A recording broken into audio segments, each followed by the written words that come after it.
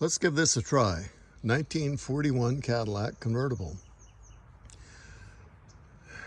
The reason I say let's give it a try is because I'm still recovering from the shoulder surgery and have to do this with 1.5 hands. So anyway, very nice 1941 Cadillac Convertible. And you can see by the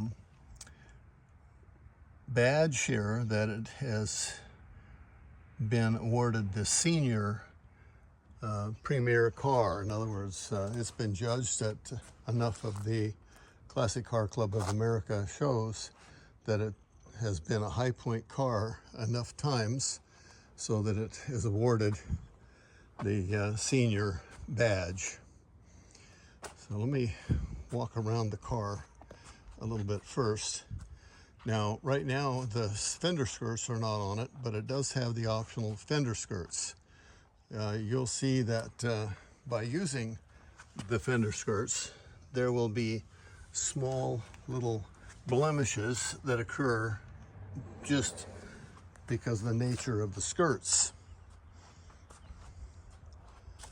Over the years, and the cars are driven, things can happen. I know some guys, once they have them restored, they basically become trailer queens and they don't even move them without removing fender skirts and sometimes even hubcaps and things like that. But we want to drive our cars, so that's what this is. This has the optional backup light. And 1941 was the first year that Cadillac introduced the automatic transmission. There were still plenty of people skeptical about ordering automatic, so this one came with the manual 3-speed column shift. The 346 Cadillac flathead V8 is under the hood.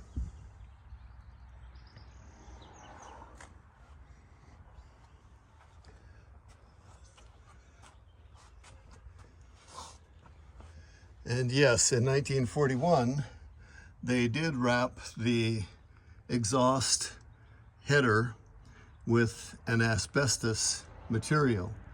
This is not asbestos. It's a material that looks like it, but is safe to use. Some very nice details under here. You can see that the car is driven, like I said, and does show some use. Here goes everything.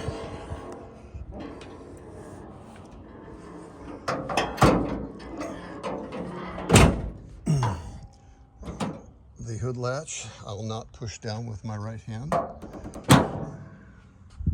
There we go. Now let's get a good look at the car.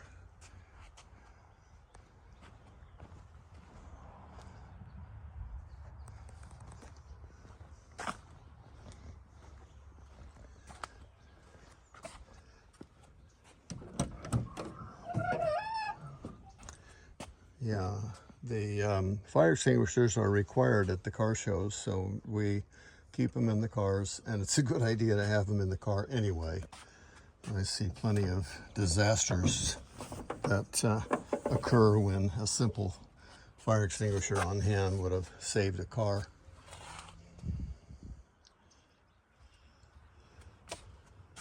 I don't know if I can do this, just barely. Okay, back seat. Convertible top frame, all painted and plated very nicely. The faux burl wood Dynoc material, the way they were when they were brand new.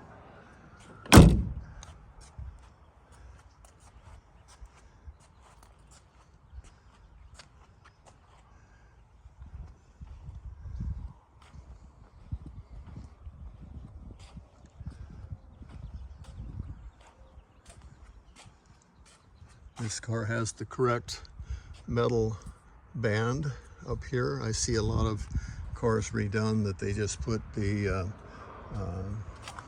fabric or plastic hide 'em welt up there, but this is the correct way to do it with the metal tack strip. The correct glass bug on all glass has a date code.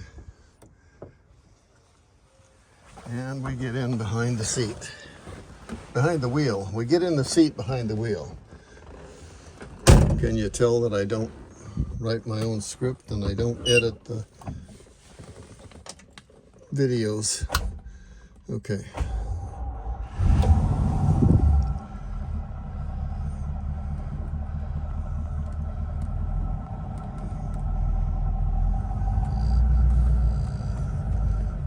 Okay, now let's see what I can do here, because I have to drive with my left hand and hold the camera with my weak right hand.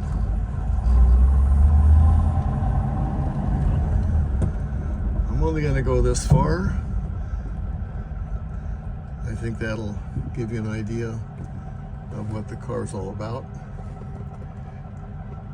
The convertible top is vacuum operated, so you have to have the engine running, and it uses two very large vacuum cylinders to lower and raise the top. They're located back in the back behind the side bolsters, just like modern convertibles, modern cars from the 50s, 60s, and 70s. Those are modern cars to me.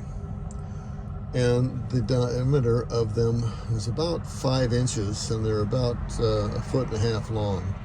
So you can imagine the amount of vacuum that has to be in those chambers to operate the top up and down. So there you have it, 1941 Cadillac Convertible. Thanks for watching.